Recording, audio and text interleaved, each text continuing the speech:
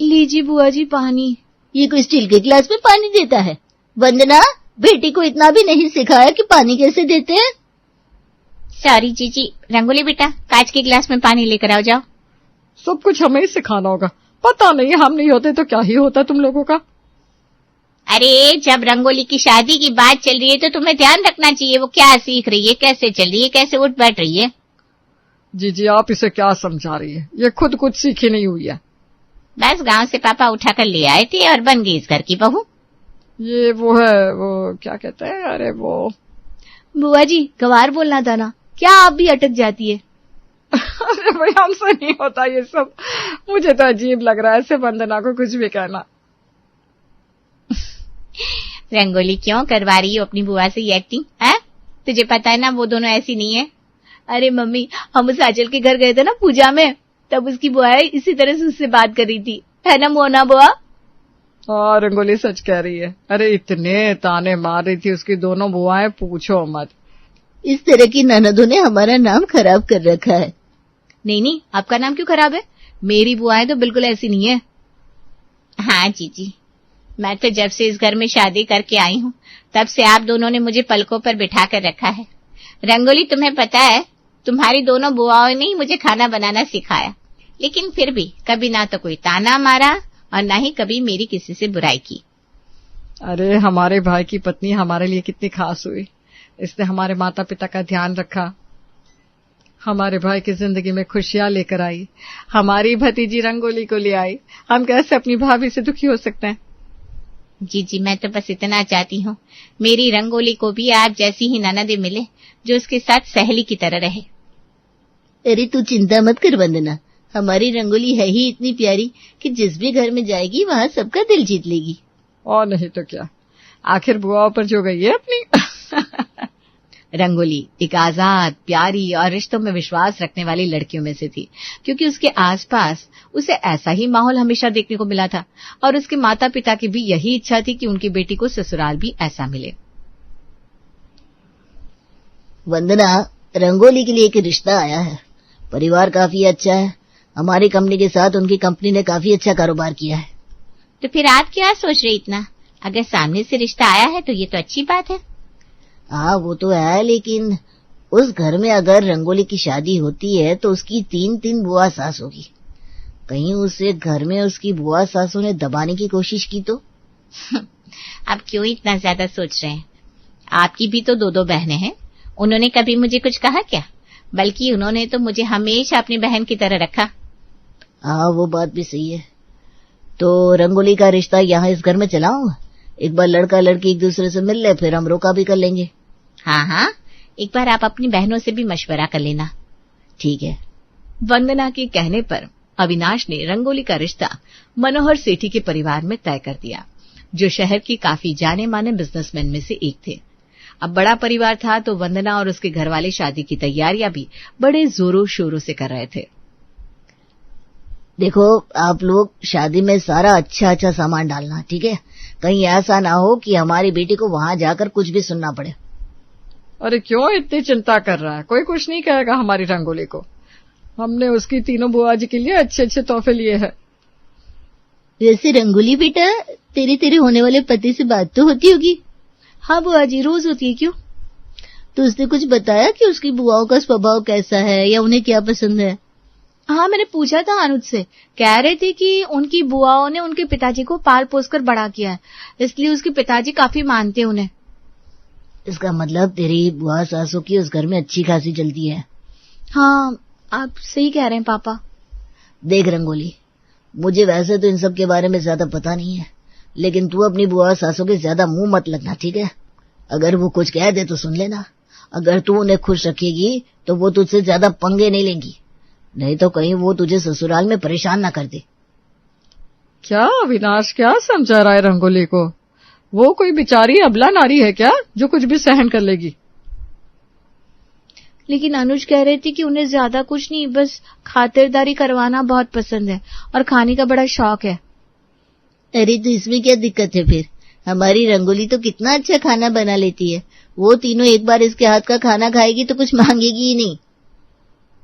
हाँ रंगोली, तो ऐसा खाना बनाना कि सब लोग तेरे ससुराल में बड़े ही खुश हो जाए, ठीक है? पापा, आप क्यों इतनी फिक्र कर रहे हैं? मैं वहां सब कुछ संभाल लूंगी, आप मुझ पर भरोसा रखिए।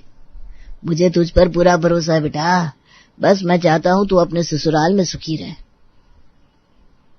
हर पिता यही चाहता है कि उसकी बेटी अपने ससुराल में खुश रहे। तू चिंता मत कर, हमारी रंगोली के संस्कार ऐसे ही कि वो वहां सबका दिल जीत लेगी।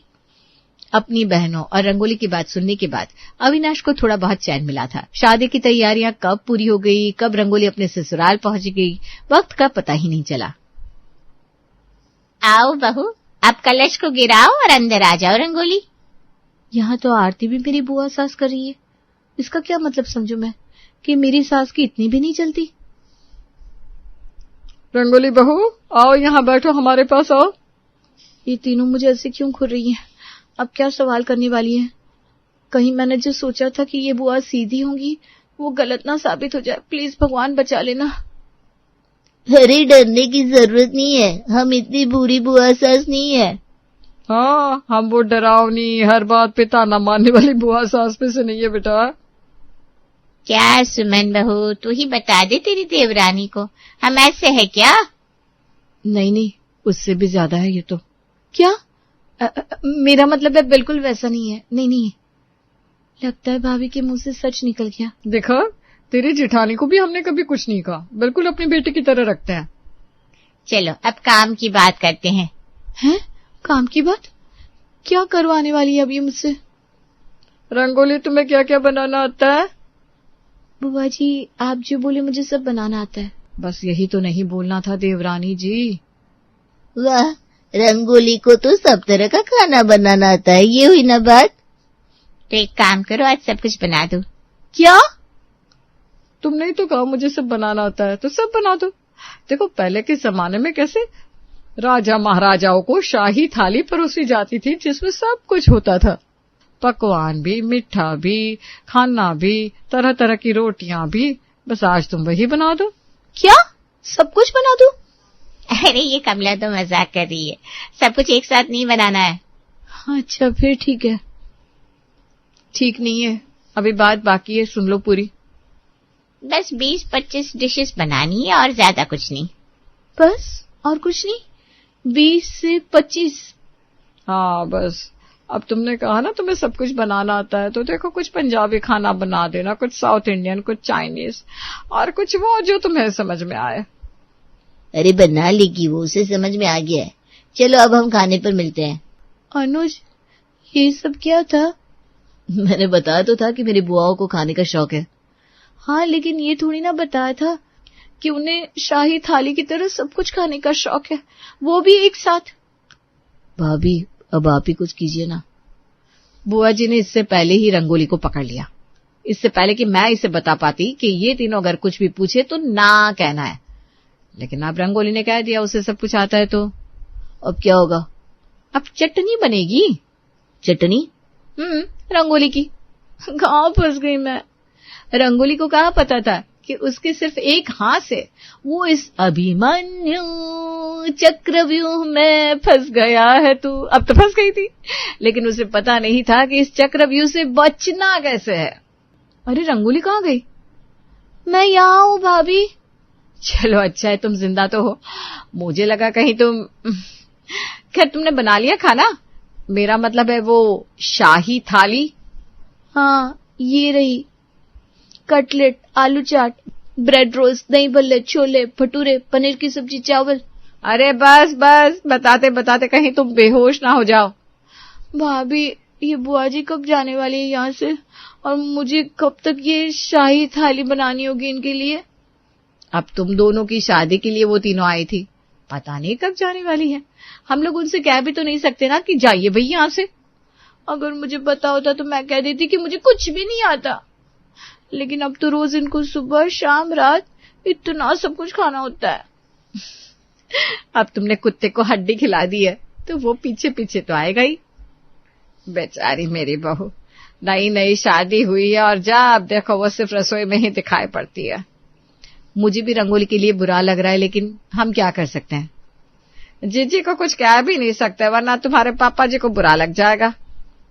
लेकिन ये अगर ऐसे ही खाना बनाती रही तो रंगोली में से रंग ही गायब हो जाएगा माँ जी। हाँ, मैं सब समझती हूँ। अरे बन गया खाना? जी बुआ जी, बस लेकर आ रही हूँ। चलो पहले खाना लगा देते हैं, नहीं तो ये रसोई के अंदर ही आ जाएंगी। हाँ चलो, मैं तुम्हारी मदद कर देती हूँ। रंगोली को सारा दिन खाना बनाते देखकर उसकी जेठानी और सास को भी बहुत बुरा लग रहा था, लेकिन उन लोगों को इसका कुछ उपाय भी नहीं मिल रहा था। आलू बैंगन, कचौरी, ढोकला, शाही पनीर कुलचा। रंगोली, क्या हुआ? तुम नींद में खाने की चीजों के नाम क्यों ले रही हो? अनुज जी, मैं क्या करूं, मैं सारा दिन यही काम करती हूँ। बुआ जी को 3 वक्त शाही थाली खानी होती है। अब तो मुझे सपने में भी यही सब आने लगा है। सॉरी रंगोली, तुम्हें ये सब झेलना पड़ रहा है। नहीं नहीं, कोई बात नहीं अनुज जी, एक बार बुआ जी चली जाएंगी फिर सब कुछ ठीक हो जाएगा। हाँ वो तो है, लेकिन फिर वो तीनों जब जब आएंगी तब तब तुमसे इतना ही बनवाएंगी। अरे हाँ, ये तो मैंने सोचा ही नहीं। कल हम, मैं और तुम, माँ और भाभी इस बारे में बात करते हैं। अनुज भी अपनी पत्नी को इस हालत में देखकर अब परेशान सा हो गया था, इसलिए आज सबने मनोहर को छोड़कर एक इमरजेंसी मीटिंग बुलवाई थी। हम ये सब क्या कर रहे हैं? भैया, आप मुझे जिंदा नहीं देखना चाहते क्या? अरे रंगोली, ऐसा क्यों कह रही हो तुम? तो प्लीज मुझे इस शाही थाली से बचा लीजिए। माँ, हमारी नई नई शादी हुई है, लेकिन रंगोली सिर्फ रसोई में ही होती है हमेशा। हमें तो थोड़ा सा भी वक्त नहीं मिलता। हाँ बेटा, मैं समझ रही हूँ, लेकिन इसका हल तो ढूंढना ही पड़ेगा, तभी तो हमने ये इमरजेंसी मीटिंग रखी है। कुछ खाने के लिए लेकर आए? खाने की बात कोई करेगा ही नहीं, सारा दिन तो इस घर में बस खाना ही बनता रहता है। हाँ, मुझे तो अब खाना खाना भी पसंद नहीं है। लगता है अब मुझे ही कुछ करना पड़ेगा। क्या? सब लोग कान इधर लाओ। श्याम ने सबको कुछ आइडिया दिया, लेकिन उसी रात को फिर से रंगोली खाना बना रही थी। उसने उसी तरह से शाही मुगलाई थाली बनाई जैसे वो अभी तक बना रही थी, और अच्छे से सजाकर बुआ जी के सामने ले आई। वाह वाह, क्या खाना बनाती है रंगोली बहू। सच में ऐसा लगता है कि हम किसी राज दरबार में बैठे हैं। अरे हम तो है ही राज दरबार में। क्यों? मनोहर हमें किसी रानियों से कम थोड़ी ना मानता है। हाँ भाई, आप सब रानियां तो है ही, इसमें कोई दो राय नहीं है। रानी साहिबा, आपका शाही पान ले लीजिए। अरे वाह, आज तो सच में खाना भी शाही था। और ये देखो, सुमन शाही पान भी लेकर आई है।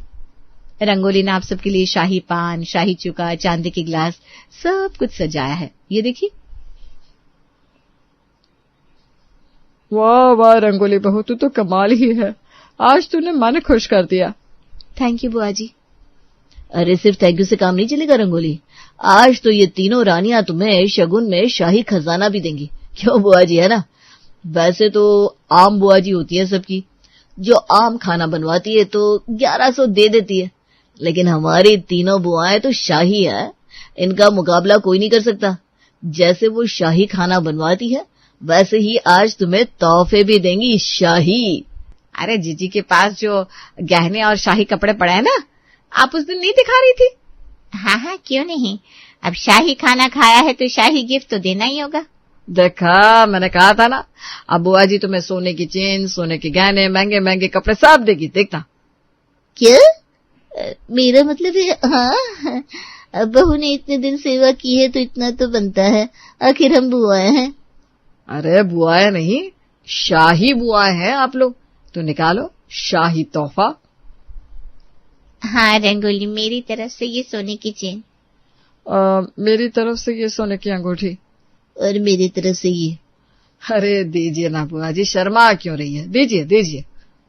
हाँ, ये सोने की बालियां रख लो।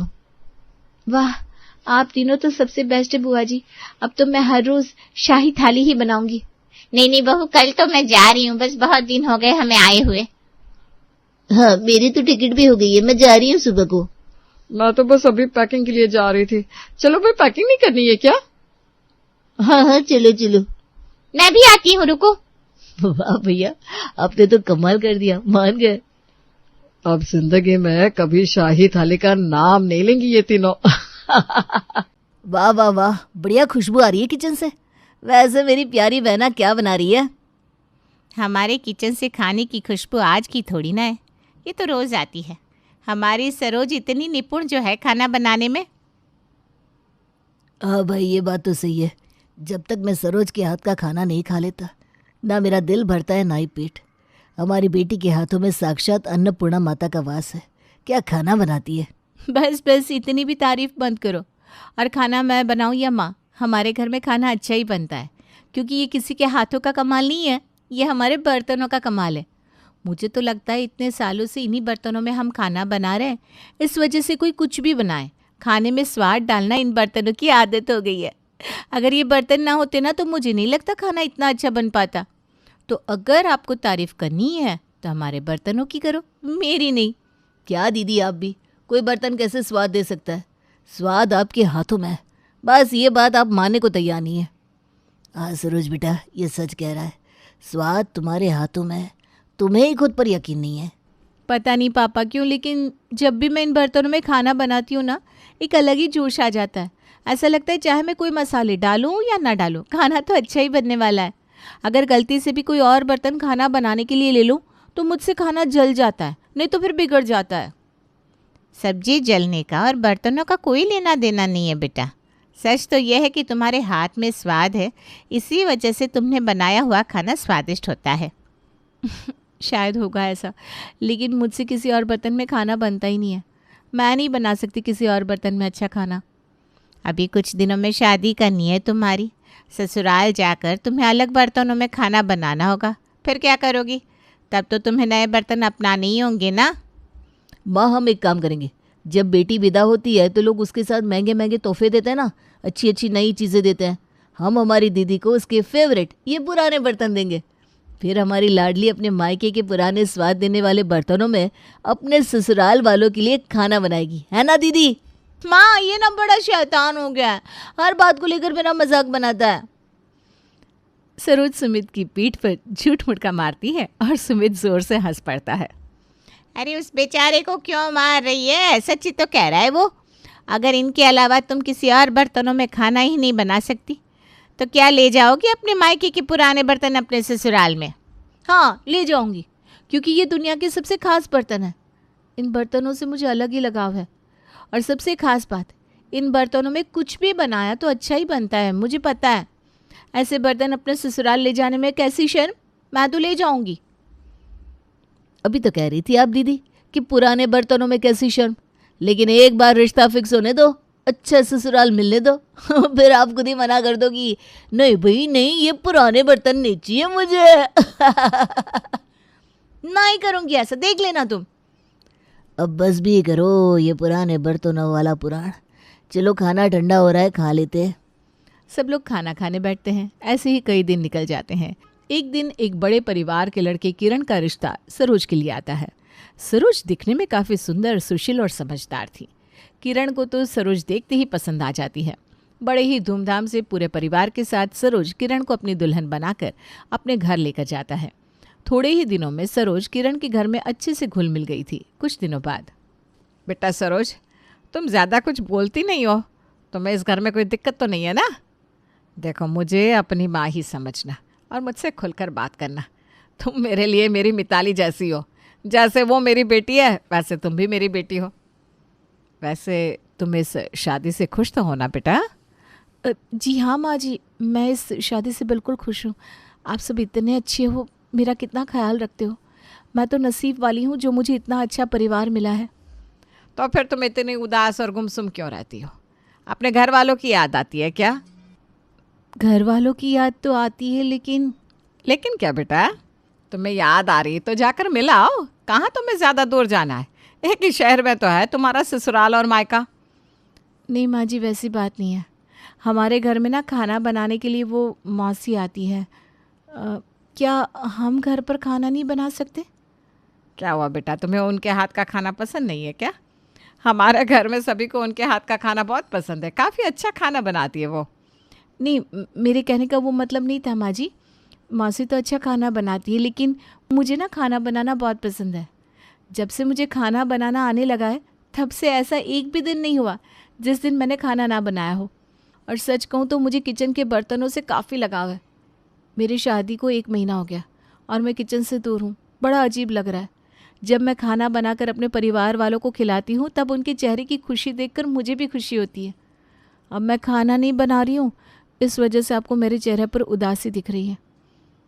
तो मैं सोच रही थी अब हमारे घर में खाना मैं बनाऊँ तो अगर वो मासी को काम की ज़रूरत हो तो आप उन्हें कुछ अलग काम दे देना।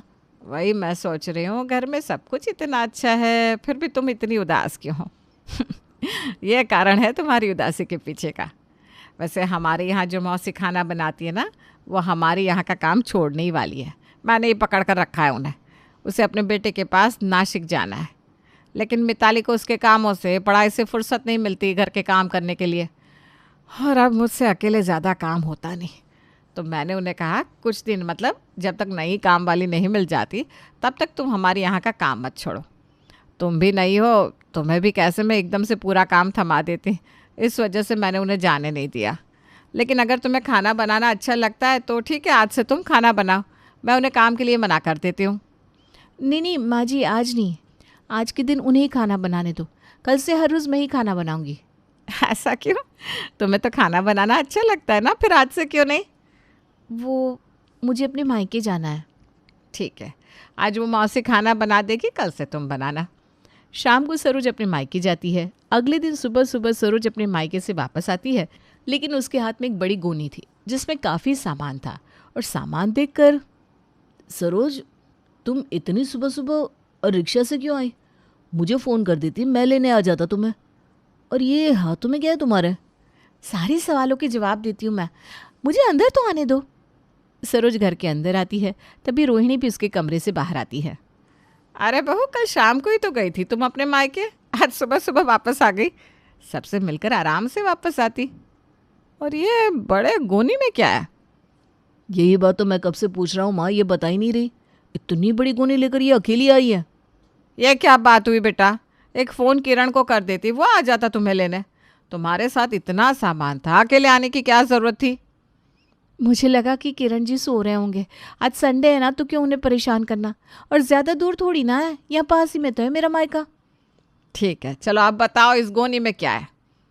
वो आपसे मैंने कल कहा था ना कि आज से हमारे घर पर सारा खाना मैं बनाऊंगी, बस उसी के लिए मैं ये सामान लेकर आई हूँ। लेकिन हमारे घर पर तो सब कुछ है, फिर ये और सामान क्यों? माँ जी, किरण जी, ये ना मेरे पसंदीदा बर्तन है। मैं इन्हीं बर्तनों में खाना बनाना सीखी हूँ। तब से लेकर आज तक इन बर्तनों में मैं जो भी बनाती हूँ वो अच्छा ही बनता है। अगर इन बर्तन के अलावा मैंने किसी और बर्तनों में खाना बनाया ना तो वो खाना जल जाता है, नहीं तो वो खाना ख़राब हो जाता है। सच कहूँ ना तो ये बर्तन स्वाद देने वाले बर्तन हैं। इन बर्तनों में बना हुआ खाना खाकर हर कोई खुश हो जाता है। इन बर्तनों में मेरा बनाया हुआ खाना सुमित को, माँ को, पापा को काफ़ी पसंद है। वो तो इन बर्तनों में बना हुआ खाना खाकर उंगलियां चाटते रहते हैं। अपने मायके के बर्तनों में से कुछ बर्तन मैं यहाँ हमारे घर लेकर आई हूँ ताकि आपको भी स्वादिष्ट खाना चखने को मिले। ये कढ़ाई सब्ज़ी को ना एक अलग ही रंग देती है, स्वाद देती है। इस तवे पर अगर मैं रोटी सेकूँ तो रोटी बिल्कुल नरम हो जाती है। इस पतीले में ऐसी दाल बनती है कि क्या बताओ, आप लोग उंगलियां चाटते रह जाएंगे। ये चम्मच सिर्फ किसी भी सब्ज़ी में हिला दो, सब्ज़ी में जान आ जाती है, सब्ज़ी का स्वाद बढ़ जाता है।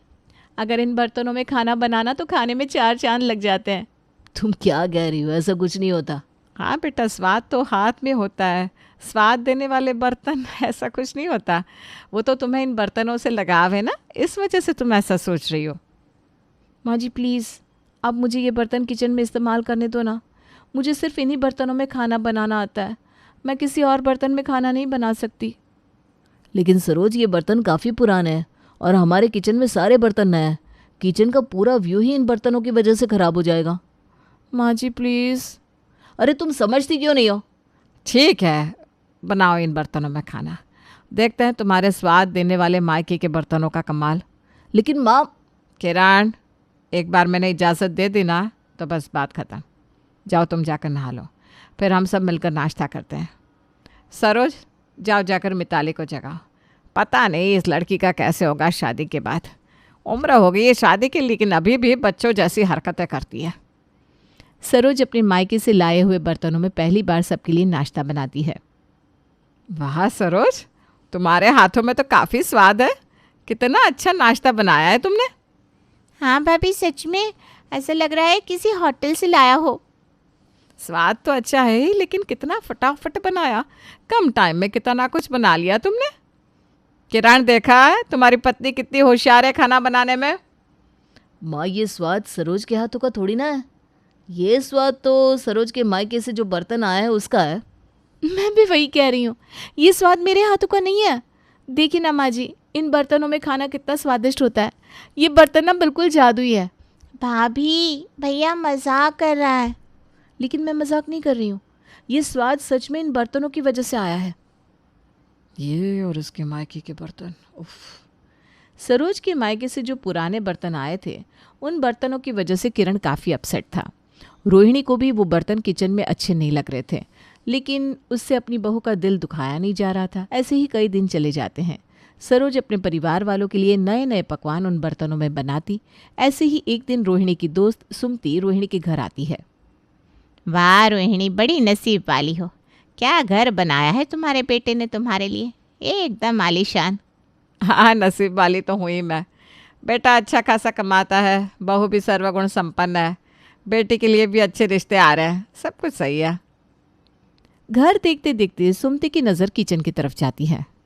ये क्या, तुम्हारे बेटे ने तुम्हारे लिए घर तो बड़ा आलीशान और नया खरीद लिया, लेकिन क्या घर खरीदते खरीदते उसके सारे पैसे ख़त्म हो गए?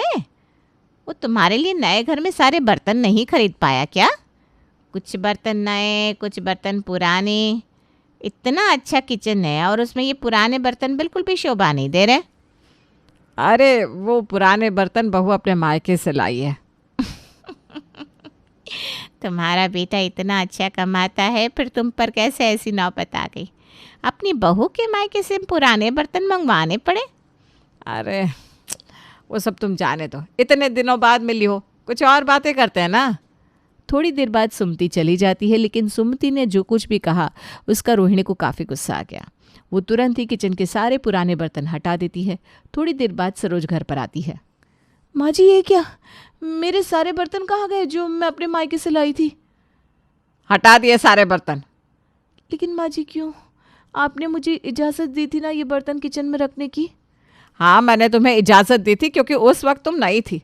इस घर से, इस घर की चीज़ों से तुम्हें लगाव नहीं था, लेकिन अब तो तुम्हें यहाँ आए हुए 1 साल हो गया है। आज तक मैंने तुम्हारी बात मानी, अब तुम मेरी बात मानो। आज से तुम अपने मायके से आए हुए बर्तनों में नहीं, बल्कि हमारे यहाँ के बर्तनों में खाना बनाओगी। नहीं नहीं नहीं माँ जी, मैं नहीं बना सकती किसी और बर्तनों में खाना। तुम्हें बनाना होगा बहू। अगर आप मुझे मेरे मायके से लाए हुए पुराने बर्तनों में खाना बनाने नहीं दोगी तो मैं मायके चली जाऊंगी। वहाँ जाकर अपने बर्तनों में खाना बनाऊंगी, लेकिन मैं किसी भी नए बर्तनों में खाना नहीं बनाऊंगी। तो ठीक है, चली जाओ तुम अपने मायके, मैं खुद बना लूंगी अपने घर के लिए खाना। वैसे भी अभी कोई नौकरानी नहीं मिलेगी। तुम्हारे कहने पर मैंने खाना बनाने वाली मौसी को भी ना कह दिया था, वो भी चली गई होगी अब अपने बेटे के पास। गुस्से गुस्से में रोहिणी खुद खाना बनाएगी ये तो सरोज से कह देती है, लेकिन 2-3 दिन में ही किचन के पास खड़े रहकर उसके पैर दर्द करने लगते हैं। सरोज का गुस्सा शांत हो जाता है, वो भी अपने मायके से वापस आ जाती है। वापस आ गई अपने मायके से इतनी जल्दी? वो मैं क्या? तुम ही संभालो अपना किचन, मुझसे नहीं हो रहा।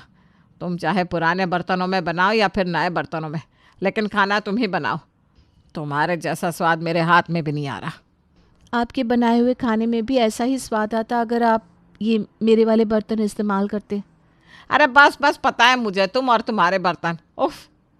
सरोज के ससुराल वाले सरोज को उसके मायके से आए हुए पुराने बर्तनों के साथ स्वीकार कर लेते हैं। सरोज फिर से अपने घर वालों के लिए अपने मायके से आए हुए पुराने बर्तनों में खाना बनाती रही और जो स्वाद उसके हाथों में था उसका पूरा श्रेय उन पुराने बर्तनों को देती रही। फिर एक दिन मिताली को देखने लड़के वाले आते हैं। तब सरोज, तुम सब कुछ संभाल लोगी ना? देखो ये लोग मिताली के ससुराल वाले हैं, हमारी एक गलती भी हमारे लिए भारी पड़ सकती है। मिताली की ज़िंदगी का सवाल है। माँ जी, मेरे पसंदीदा बर्तन है ना, चुटकी बजाती ही अच्छा स्वादिष्ट खाना बन जाएगा, आप चिंता मत कीजिए। सरोज किचन की तरफ चली जाती है। किचन जाती ही सरोज जोर जोर से चिल्लाने लगती है, माँ जी, किरण जी। अरे क्या हुआ, इतनी जोर से क्यों चिल्ला रही हो सरोज? किरण जी देखिए ना, मेरे बर्तन नहीं मिल रहे, मेरे मायके से लाए हुए बर्तन। आज मिताली के ससुराल वाले आने वाले हैं, मुझे उनके लिए खाना बनाना ज़रूरी है। अगर बर्तन नहीं मिले तो मैं खाना कैसे बनाऊंगी? बेटा सरोज, आज तक तुमने जो कुछ भी कहा मैंने सब कुछ माना। तुम्हें अपनी बेटी जैसा प्यार दिया। आज मेरी बेटी की जिंदगी का सवाल है, मैं तुम्हारे सामने हाथ जोड़ती हूँ। वो बर्तन मिले या ना मिले, तुम्हें अच्छा खाना बनाना ही होगा। आज इस घर की बहू के रूप में तुम्हारी परीक्षा है। इतने लोगों का खाना मुझसे नहीं बनेगा भाई। लेकिन माँ जी, मैं कैसे बनाऊँ? मुझ में हिम्मत ही नहीं है। मेरे पसंदीदा बर्तन कहाँ होंगे? सरोज, ये वक्त बर्तनों के बारे में सोचने का नहीं है। अगर आज वक्त पर खाना नहीं बना तो शायद मिताली का अच्छे घर में रिश्ता बनते बनते रह जाएगा। मुझे यकीन है तुम अच्छा खाना बना लोगी, प्लीज़ मेरे लिए। घर वाले सरोज को खाना बनाने के लिए हिम्मत देते हैं। पूरी हिम्मत जुटाकर एक लंबी सांस लेकर सरोज नए बर्तन अपने हाथ में लेती है। मिताली का चेहरा अपनी आंखों के सामने लाकर खाना बनाना शुरू करती है। देखते देखते पूरा खाना बन जाता है, लेकिन सरोज के मन में अभी भी संदेह था कि खाना कैसा बना है। शाम के वक्त मेहमान घर आते हैं, सारी बातें होती हैं, बाद में सब खाना खाते हैं। खाना इतना अच्छा बना था कि सब उंगलियां चाटते चाटते खाते हैं। मेहमानों की ओर से खाने की बड़ी ही तारीफ होती है और मिताली का रिश्ता पक्का हो जाता है। सबसे अनुमति लेकर मिताली के ससुराल वाले चले जाते हैं। Thank you so much Saroj, इतना अच्छा खाना बनाने के लिए। तुम्हारे मायके के बर्तन नहीं मिल रहे थे तो मैं तो डर ही गई थी, लेकिन सच में तुमने तो कमाल कर दिया। क्या खाना बनाया था। सरोज, तुम्हें अपने आप पर यकीन नहीं था, क्योंकि तुम्हारे पसंदीदा बर्तन हमेशा तुम्हारी आंखों के सामने रहते थे। लेकिन आज तुमने तुम्हारे पसंदीदा बर्तन का यूज़ किए बगैर खाना बनाया और सबको पसंद भी आया। इसका मतलब स्वाद तुम्हारे हाथ में है, उन बर्तनों में नहीं। अब तो तुम्हें इस बात का यकीन करना ही होगा। हाँ, मुझे भी ऐसा ही लग रहा है। वो बर्तन तो सिर्फ बहाना था। सच तो यह है कि मैं खाना अच्छा बना लेती हूँ और इसीलिए खाना अच्छा बनता है। आज अगर मेरे पसंदीदा बर्तन गायब नहीं होते तो शायद ये बात मुझे कभी भी पता नहीं चलती। खैर, जो होता है अच्छे के लिए होता है। चलो, कम से कम हमें तुम्हारे पुराने बर्तनों से मुक्ति तो मिल गई।